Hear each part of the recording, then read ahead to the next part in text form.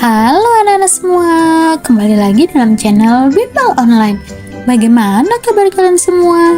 Semoga dimanapun kalian berada akan selalu sehat, tetap ceria, dan tentunya tambah semangat lagi belajarnya. Nah anak-anak, sebelum kita lanjut ke video pembelajaran kita kali ini, jangan lupa di subscribe dulu ya, agar anak-anak tidak ketinggalan akan video-video terbaru dari channel Bimbel Online. Anak-anak semua, di video pembelajaran kita kali ini, kita akan sama-sama membahas dan mempelajari mata pelajaran IPAS untuk kelas 6 kurikulum Merdeka. Kita akan sama-sama belajar di bab 3, yaitu Pelesir Keliling Dunia, di bagian peta konsep dan uji pemahaman. Nah, ini peta konsep dan uji pemahaman di bab 3 ya anak-anak. Nah, kita akan membahas di halaman 78 di buku kalian. Nah, sekarang apakah anak-anak sudah siap? Kalau sudah siap, yuk kita langsung saja mulai pembahasannya. Perhatikan baik-baik ya. Mari kita mulai di bagian peta konsep dulu ya. Yang pertama, yaitu di bab ini kita sudah belajar mengenai benua-benua di dunia. Nah, sekarang kalian akan diminta untuk mengurutkan dari yang terbesar. Kita urutkan ya. Yang pertama, benua paling besar yaitu ada benua Asia. Benua terbesar yang kedua yaitu benua Amerika. Benua terbesar yang ketiga yaitu Afrika. Benua terbesar yang keempat itu Antartika. Kemudian benua yang terbesar yang keempat itu adalah Eropa. Dan benua yang terkecil adalah benua Australia. Nah, ini kita sudah belajar di bab 3 di topik A. Kemudian di topik B, kita belajar mengenai kenampakan alam populer di dunia. Apa saja kenampakan alamnya? Yang pertama ada Gunung Everest, kemudian Sungai Nil, Sungai Amazon, Gurun Sahara, Gunung Kilauea, Hutan Kalimantan, dan air terjun Niagara. Kemudian di topik C, di bab 3 ini kita sudah belajar mengenai faktor yang mempengaruhi kondisi geografis negara. Faktor apa saja anak-anak? Nah, faktor yang mempengaruhi yaitu ada faktor pergerakan lempeng, kondisi iklim, dan tentunya laju penduduk. Nah, inilah kita sudah selesai menyelesaikan mengisi peta konsep ini berdasarkan pemahaman di topik kita kali ini di bab 3. Sekarang yuk kita lanjut ke bagian uji pemahaman. Kita ke topik A dulu, yaitu benua di dunia. Di sini kalian diminta buatlah tabel untuk mengurutkan benua-benua di dunia berdasarkan luas wilayahnya. Mulailah dari benua yang terbesar hingga yang terkecil. Kemudian tuliskan minimal 3 negara di benua tersebut. Yuk kita kerjakan, kita isi bersama ya. Kita buat tabel dulu, nanti kalian isi tabelnya seperti ini. Nah, di sini ada 3 kolom, yaitu nomor, nama benua, dan nama negara. Nama benua yang paling terbesar pertama yaitu ada Asia. Contoh negaranya yang ada di benua Asia yaitu ada Indonesia, Jepang, maupun Cina. Lanjut, benua terbesar yang kedua ada Amerika. Contoh nama-nama negaranya yaitu Kanada, Meksiko, Panama. Benua yang ketiga yaitu benua Afrika. Nah, negara-negara yang ada di benua Afrika di sini yaitu ada Tanzania, Afrika Selatan, dan Kongo. Lanjut, ada benua Antartika, yaitu di sini tidak ada benua, tidak ada negara ya anak-anak. Lanjut, benua Eropa yaitu Norwegia, Inggris, dan Polandia.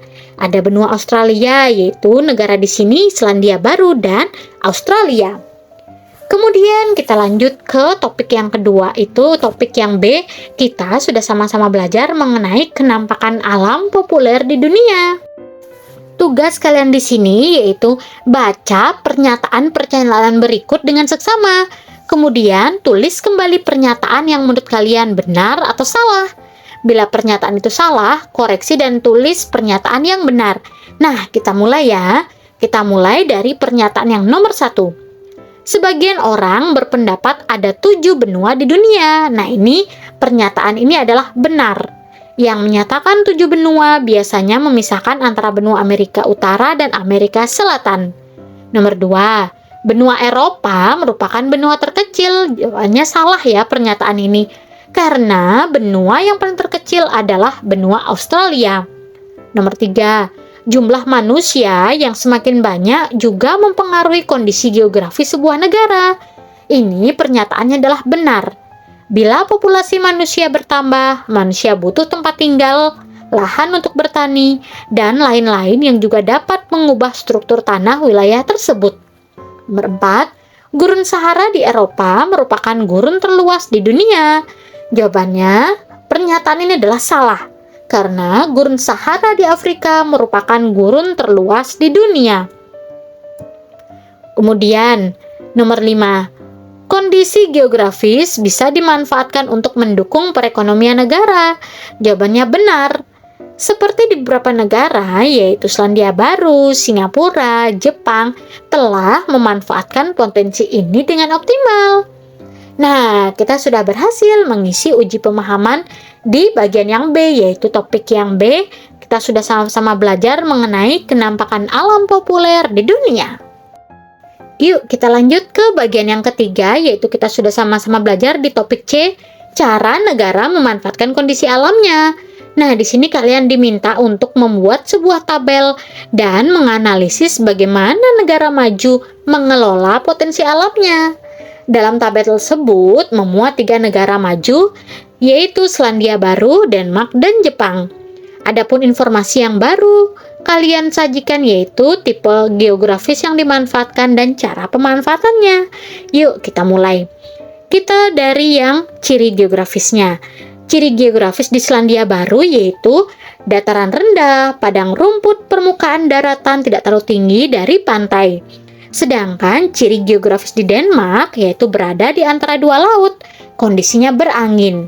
Sedangkan ciri geografis di Jepang yaitu negara kepulauan, dan Jepang berada di jalur gempa bumi. Lalu, di bagian cara pemanfaatannya, di Selandia Baru pemanfaatannya berbagai olahan pertanian dan peternakan. Di Denmark, yaitu pemanfaatannya yaitu membangun banyak kincir angin untuk sumber daya listrik atau sumber listrik. Sedangkan cara pemanfaatan kondisi alam di Jepang yaitu merancang banyak teknologi untuk mempersiapkan diri saat terjadi gempa sehingga minim korban. Nah, inilah anak-anak, kita sudah selesai mengisi tabel ini. Kita sudah mengisi ciri geografis dan pemanfaatan dari 3 negara. Semoga video ini dapat membantu kalian ya untuk lebih memahami lagi di materi ini. Kakak berharap dimanapun kalian berada tetap semangat belajarnya, sehat selalu dan tentunya tambah semangat lagi belajar bersama channel Bimbel Online.